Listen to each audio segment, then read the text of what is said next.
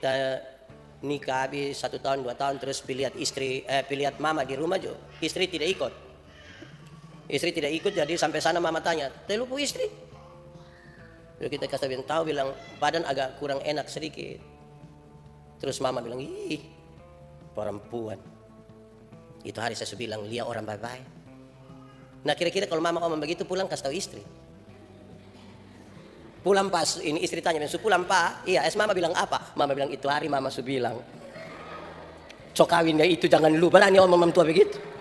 Kita kadang-kadang tipu. Mama bilang apa? Ada tanya, bilang ada baik-baik kok. Dia kasih bilang badan ada kurang enak. Dia bilang, "Lihat kok minum wedang jahe." Jadi kita semua masuk di barang yang tidak betul lagi. Jadi ya, Bapak Ibu saudara-saudara yang dikasihi dalam Tuhan Yesus, di kesempatan hari ini masih di bulan Oktober, Gemit menetapkannya sebagai bulan keluarga. Tema yang ditetapkan oleh Majelis Sinode adalah keluarga yang dibenarkan Allah. Pembacaannya terambil dari Injil Lukas pasal 18 ayat 9 sampai ayat yang ke-14. Saudara-saudara, shalom. Sekali lagi, shalom. Beberapa minggu lalu saya KKR di satu tempat di Kupang sini. Orang banyak. Mata saya tertuju kepada seorang perempuan yang dia sangat-sangat ekspresif.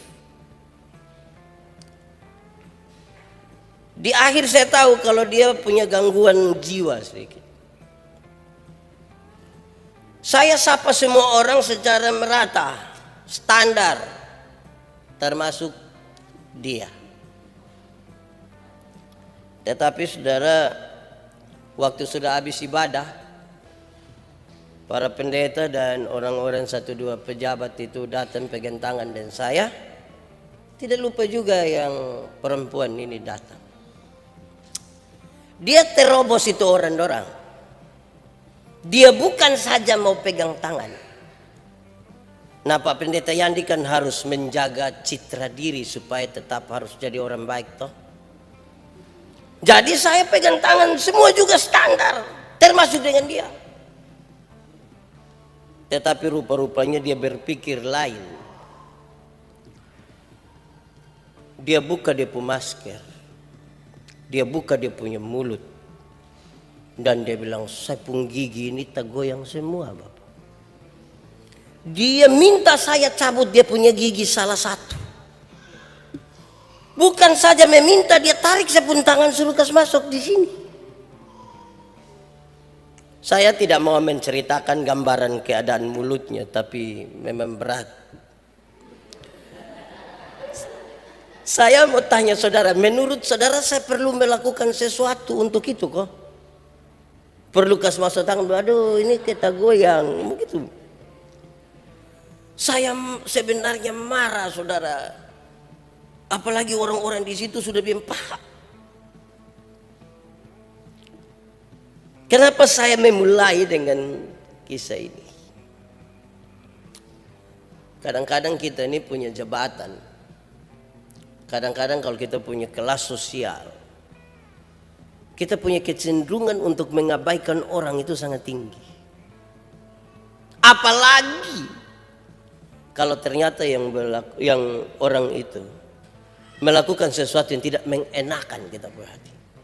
Apalagi dia, kalau saya punya pengaruh di dia, iya, tapi dia tidak punya pengaruh di saya. Kalau sampai ada pengaruh, itu pengaruh buruk.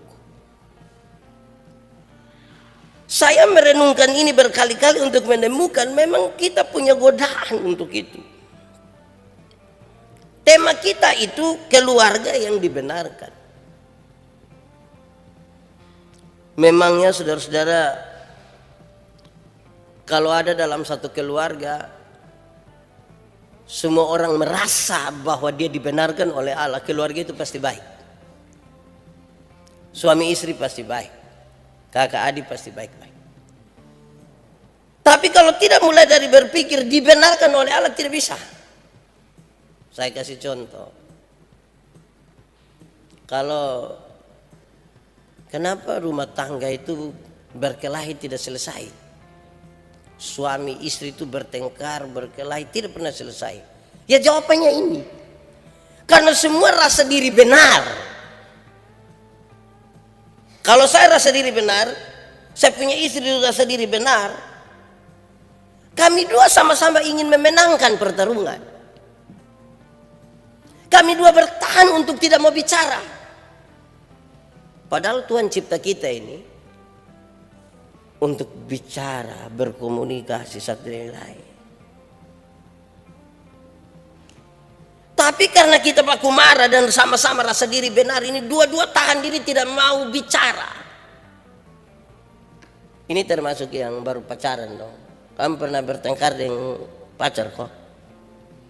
Terus dua-dua rasa diri benar dan dua-dua tidak mau beromong. Itu tertekan, saudara. Karena Tuhan cipta kita ini untuk saling bicara. Terus kita dua ketemu, kita di dalam rumah. Kamu jangan tinggal di rumah, satu rumah dulu kalau masih apa. Tapi suami istri tinggal satu rumah, baru bangun tidur lihat dia pemuka tapi sengaja tidak mau beromong. Di dapur ketemu dia tapi kita tahan diri tidak. Itu tertekan, saudara. Tertekan sekali. Kenapa? Karena sama-sama rasa diri benar. Saya berulang-ulang kali bilang, saudara bermarah dari orang lain, tapi jangan coba-coba bermarah dan bermasalah dari istri, saudara. Karena kita bangun tidur langsung lihat dia di sebelah. Apalagi kalau dia belum sisir rambut. Kita pergi ke belakang ketemu dia. Ke ruang tengah ketemu dia. Di ruang tamu dia pu foto paling besar. Baru dia ada lihat kita begini. Oh itu kiri. Supaya jadi baik, tidak bisa semua orang atau dua-dua ini merasa benar. Harus dua-dua rasa salah. Kalau saya dan istri bertengkar misalnya, saya harus bilang begini, aduh saya salah apa kok ibu tidak mau benar saya.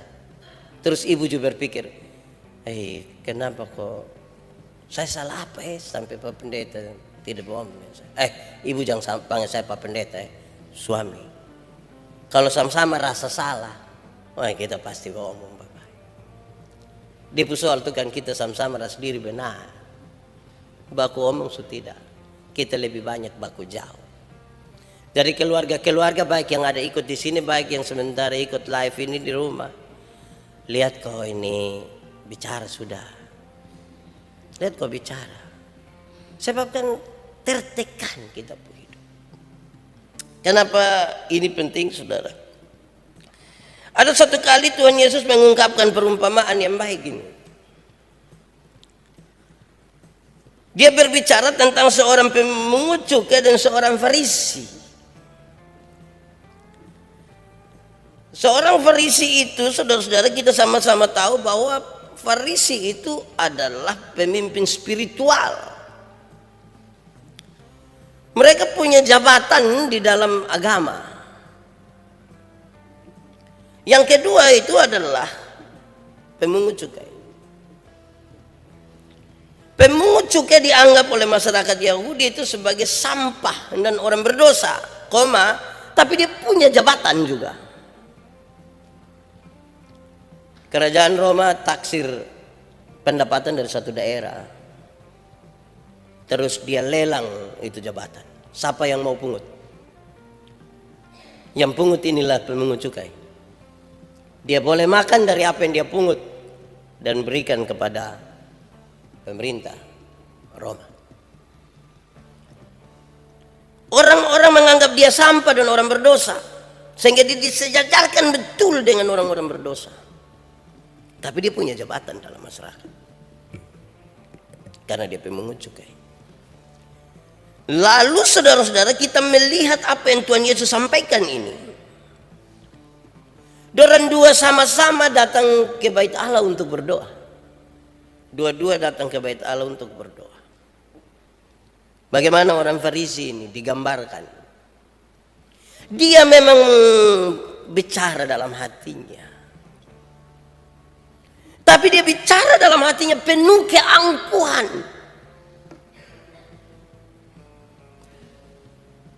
Bahkan dalam doa doa di dalam hati saja,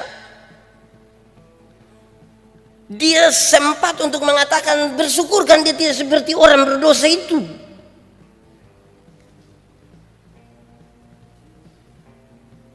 Rupa-rupanya orang Farisi ini, saudara,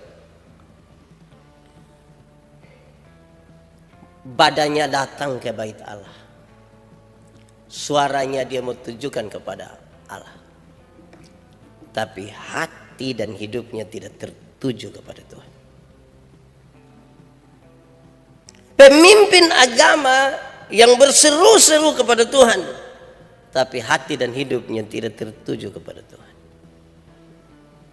Penuh keangkuhan dan penuh pelecehan terhadap orang-orang yang dianggap berdosa. Saya ingin mengatakan, dengan demikian dia tidak sungguh-sungguh datang ke bait Allah, walaupun dia dalam keadaan berdoa. Dia sementara berdoa dengan dirinya sendiri. Dia mengagumi dirinya sendiri.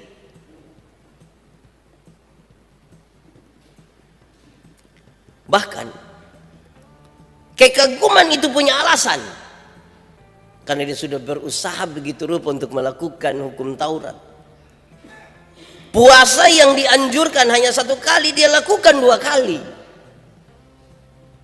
supaya dia beroleh sebuah pengakuan bahwa ini orang memang saleh, betul. Tetapi dia lagi bercinta dengan dirinya sendiri, mengagumi dirinya sendiri, merasa dirinya lebih hebat dari orang lain. Yang kedua digambarkan tentang pemungut cukai itu, ayat 13. Tetapi pemungut cukai itu berdiri jauh-jauh, bahkan ia tidak berani menengadah ke langit, melainkan memukul dirinya dan berkata, "Ya Allah, kasihanilah aku orang berdosa ini." Saudara, yang mau dinampakkan di situ adalah dia datang dalam sebuah keadaan di mana dia merasa diri tidak layak. Bahkan mau angkat muka sekalipun dia rasa dia tidak layak untuk itu. Saya tidak pantas untuk itu. Permohonannya jelas. Permohonannya jelas. Dia mohon dikasihani, karena dia tidak layak. Kasihanilah aku, ya Allah. Saya coba melihat doa dari 2 orang ini. Dari seorang Farisi itu kita menemukan dia berdoa seolah-olah dia bersyukur. Seolah-olah dia bersyukur. Tapi yang dia syukuri itu sesuatu yang sangat berpusat pada dirinya. Dia ingin kasih tahu siapa dirinya, bahkan tidak segan-segan dia kasih tahu itu di hadapan Allah yang sangat-sangat mengetahui segala sesuatu. Saya membayangkan saudara, kalau di hadapan Tuhan Allah saya ini orang sombong begini, apalagi di hadapan manusia. Apalagi di hadapan itu perempuan yang tadi dia punya otak tidak betul itu. Kira-kira teks kita berkata demikian. Lalu tema kita hari ini, saudara-saudara, keluarga yang dibenarkan Allah. Saudara-saudara, sebelum masuk pada poin-poin menyangkut dengan keluarga yang dibenarkan oleh Allah, saya mau kasih tahu kita saudara bahwa keluarga itu adalah sebuah kehidupan seperti sekolah yang tidak pernah selesai. Sekolah yang tidak pernah selesai itu di dalam keluarga, di dalam rumah tangga, hubungan suami istri, hubungan bapak. Karena naik turun, kadang-kadang kita baik sekali, kadang-kadang kita dalam posisi tidak baik sekali. Kadang-kadang kita yang menangani persoalan, tapi kadang-kadang kita pembuat masalah. Kadang-kadang kita menjadi bagian dari masalah. Sehingga seorang suami tidak boleh mengatakan, saya baru tahu lupu hidup. Oh itu kalau kita omong begitu itu sudah selesai itu. Atau sebaliknya seorang istri berkata demikian. Atau anak-anak kepada orang tuanya, atau orang tua kepada anak-anaknya. Kalau kita mau masuk kepada tema ini, saya kira ayat 14 itu menjadi acuan kita. Dalam konteks itu, tentang perumpamaan ini, Tuhan Yesus bilang begini, aku berkata kepadamu, orang ini pulang ke rumahnya sebagai orang yang dibenarkan Allah. Yang datang di hadapan Allah merasa tidak layak dan memohon pengampunan dari Allah. Dia disebutkan sebagai orang yang dibenarkan. Tetapi orang lain itu tidak, yang satu itu tidak. Yang datang dalam kesombongan itu tidak dibenarkan. Kata firman. Karena itu Tuhan menegaskan. Ingat, barang siapa meninggikan dirinya dia pasti direndahkan. Mungkin waktunya belum sekarang, tapi pasti nanti dia direndahkan. Dan barang siapa merendahkan dirinya dia pasti akan ditinggikan. Tapi hati-hati juga saudara, ada orang yang pura-pura merendah. Tapi dia ada tinggi hati tuh. Rumah ada bagus-bagus, mah kita puji sedikit, aduh Pak ini ke kandang ayam saja Pak ini. Aduh, kandang ayam jadi kandang ayam betul mau. Jadi dia ada tinggi mah, dia bikin itu seolah-olah dia ada rendah. Nah baik, kita renungkan 3 bagian ini. Satu, saudara-saudara, tidak ada orang yang sombong, tidak ada orang yang membanggakan dirinya terus menerus di luar Tuhan, membanggakan diri di luar Tuhan, yang dengan rendah hati dapat berdoa kepada Tuhan. Tidak akan. Tidak akan ada seorang suami yang sombong, yang membanggakan dirinya, yang bisa mengajak istri dan anak-anaknya datang berdoa kepada Tuhan. Kalau sampai itu terjadi saudara, dia tidak sementara berdoa. Persis seperti perumpamaan tentang orang Farisi. Itu mungkin kebiasaan, itu mungkin pencitraan. Karena datang di hadapan Tuhan itu datang dalam kerendahan. Suami harus dengan rendah hati begitu. Ada suami bisa bilang dia istri, bersyukur, bersyukur untuk baik saya kawin engkau itu. Kalau tidak engkau gembel. Hai. Istri jubalas bilang, maaf. Itu hari lu tidak kawin beta, yang bos. Bos apa? Bos itu juga, nah itu tidak bisa begitu saudara. Merendahkan diri. Suami merendahkan diri, istri merendahkan diri, anak-anak itu akan jadi anak-anak yang bisa merendahkan diri. Mereka dibenarkan. Mereka layak untuk disebutkan sebagai itu keluarga yang dibenarkan oleh Allah. Ini tantangan yang serius saudara-saudara. Karena kecenderungan untuk kita menyombongkan diri, membanggakan diri itu terlalu tinggi. Bahkan saudara-saudara, kita merasa kita paling hebat, paling tahu, paling bisa. Orang lain pasti tidak bisa. Ada orang yang bisa rasa bahwa di sini ini semua orang tidak tahu apa-apa. Di rumah ini semua tidak tahu apa-apa, hanya dia. Tidak bisa saudara-saudara. Kasih itu kalau kita belajar pertama Korintus 13 dikasih tahu, kasih itu adalah mengharapkan, salah satu poinnya adalah mengharapkan segala sesuatu. Tidak ada satu manusia pun dalam rumah yang tidak bisa diharapkan sama sekali. Tidak ada. Pak Pendeta, anak kecil yang baru lahir 2 bulan dia bisa harap apa dari dia? Harap apa dari dia? Bisa. Bisa. Bagaimana bisa diharapkan?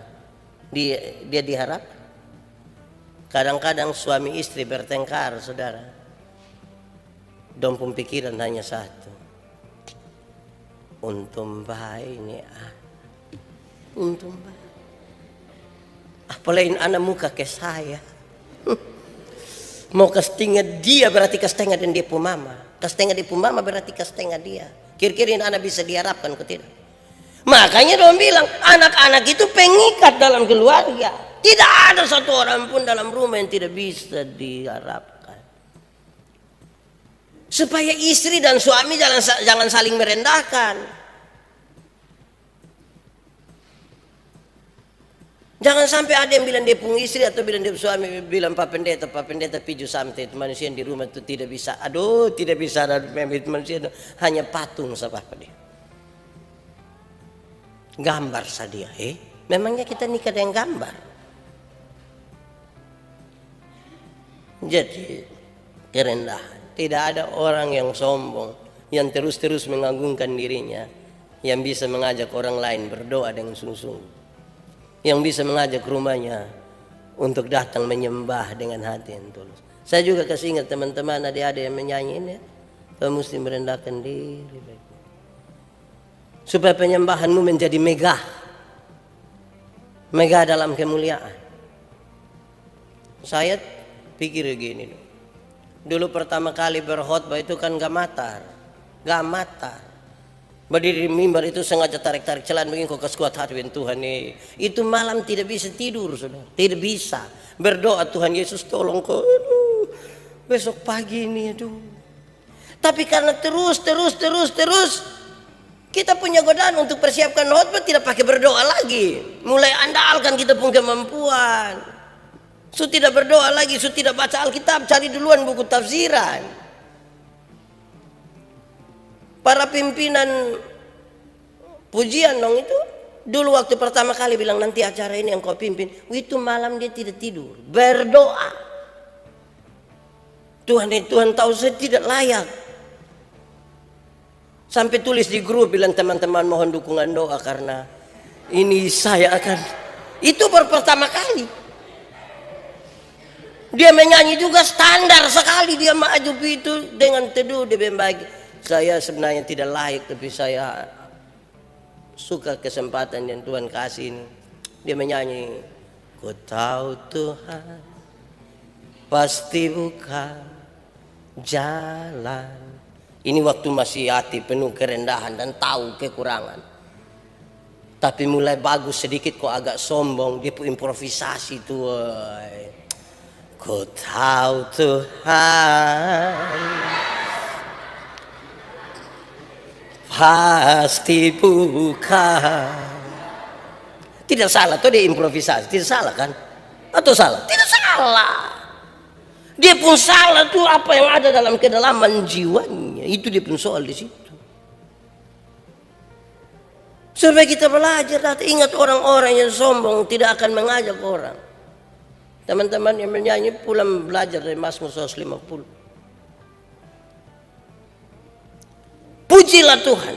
Dia mulai dari haleluya, haleluya, haleluya. Haleluya itu dia arti apa? Pujilah Tuhan. Jangan lupa itu tulis yang LAH itu. Pujilah Tuhan. Ajakan untuk orang lain ikut memuji Tuhan. Kamu tidak menyanyi bagi dirimu sendiri. Kamu sementara menyanyi untuk orang lain ikut memuji Tuhan. Pujilah Tuhan. Hasilnya adalah mengajak orang untuk datang memuji Tuhan. Nah kalau kita mau ajak orang itu harus dari hati yang tidak sombong, yang tidak angkuh. Rendah. Baik, kalau ini jadi dalam keluarga, baik. Semua keluarga ini ada masalah. Ada masalah. Kamu yang di paduan suara juga. Biar kamu di sini paduan suara ada yang pacaran kok kamu. Suka saya tapi tidak kasih tahu. Jam buru-buru. Motivasi kamu pi latihan harus motivasi yang tulus Bukan karena ada nona di situ atau bukan karena mau ikut pes parawe apa itu. Bukan itu, tapi hati yang mau memuji. Pertama. Kedua, saudara-saudara, ingat, catatan ini menarik. Tidak ada orang yang suka mencela orang lain itu dapat berdoa dengan benar. Kalau ada orang yang suka mencela orang lain itu, saudara jangan berharap dia dapat berdoa dengan benar. Kalau tiap hari hidup hanya mencela orang, tiap hari hidup hanya cerita orang lain pun kekurangan, tiap hari hanya itu dia tidak dapat berdoa dengan benar. Apalagi mencela. Jangan mencela. Ini orang ini dia bicara dari hatinya, di dalam hatinya. Farisi. Tapi penuh celaan. Penuh celaan. Dia tidak dapat berdoa dengan benar. Karena dia tertuduh ketika berhadapan dengan hadapan Tuhan. Di hadapan Tuhan dia tertuduh sekali, saudara. Bagaimana sekarang dia yang mencela orang akan berdiri di hadapan Tuhan dan mengaku diri sebagai orang tercela? Tidak bisa. Kan setiap yang mencela itu kan dia rasa dia lebih baik dari orang lain. Dia tidak akan menikmati kehidupan doanya dengan baik. Suami yang mencela tidak akan berdiri sebagai imam dalam keluarga. Istri yang mencela tidak akan berdiri sebagai orang yang punya kekuatan yang Tuhan berikan untuk mendampingi suami. Anak-anak yang suka mencela tidak bisa. Teman-teman dong yang suka mencela juga tidak bisa berdiri untuk pengagungan nama Tuhan itu tidak bisa. Karena itu jangan mencela. Mencela tuh kenapa saya harus mengasihi seseorang? Bukan saja soal kemanusiaan. Tapi begini, saudara. Saya mengasihi seseorang karena pada dirinya itu ada gambar dan rupa Allah juga di situ. Manusia ini bukan tumpukan material kosong. Tapi ada gambar dan rupa Allah pada dirinya sih. Saya perlu untuk mengasihi. Bukan mencela. Nah kita orang Kupang ini kadang-kadang kita pun mulut ini pun cara mencela orang setelah ini dong kumpul anak-anak muda begini dong pun cara olok ini. Ada teman satu yang kulit hitam sedikit dong panggil dia teh black.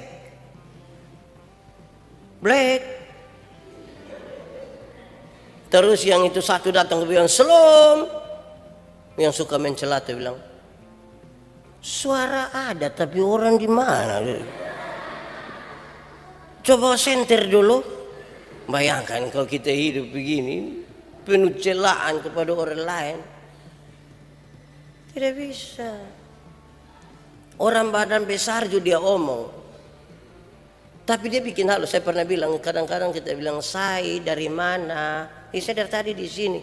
Maksudnya kok dari jauh saya suka kelihatan.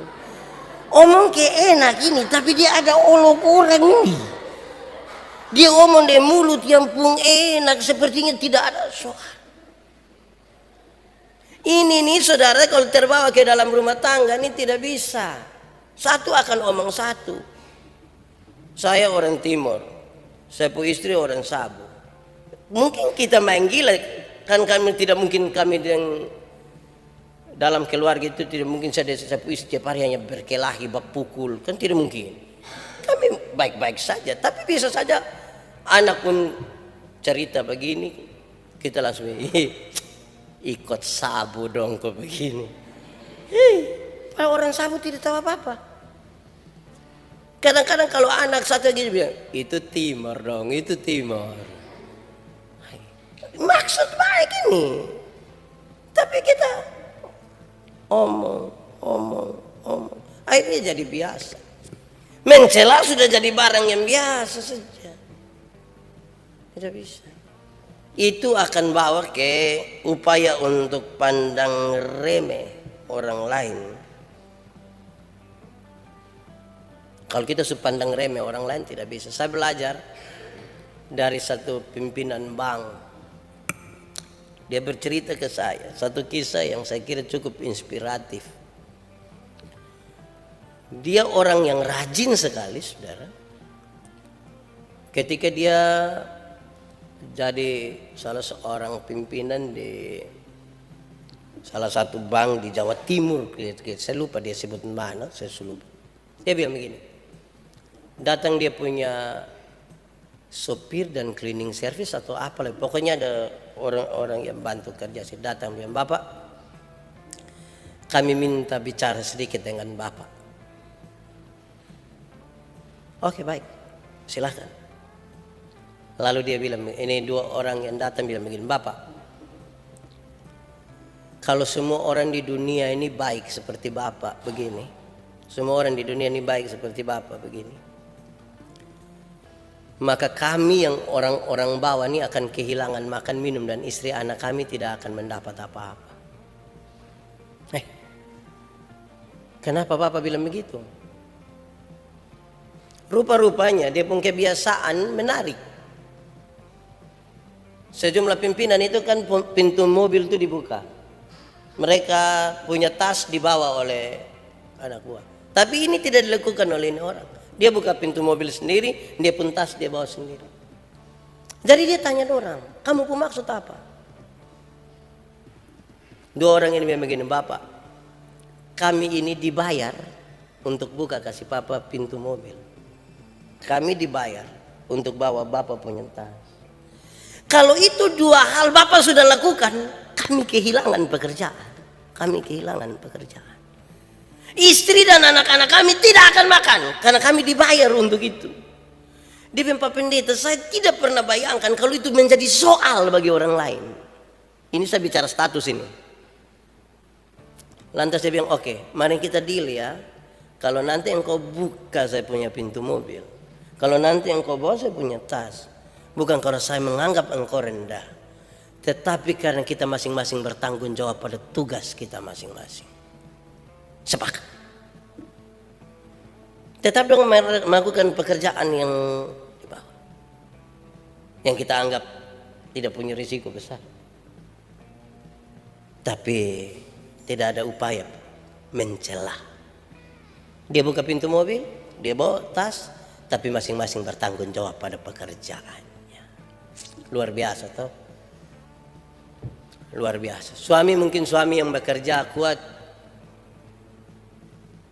tapi jangan hina istri atau anak-anak yang tidak kerja. Hei, Bapak ini begini ini untuk kamu. Kamu penampilan hebat-hebat begitu karena Papa. Kamu baru semua foto.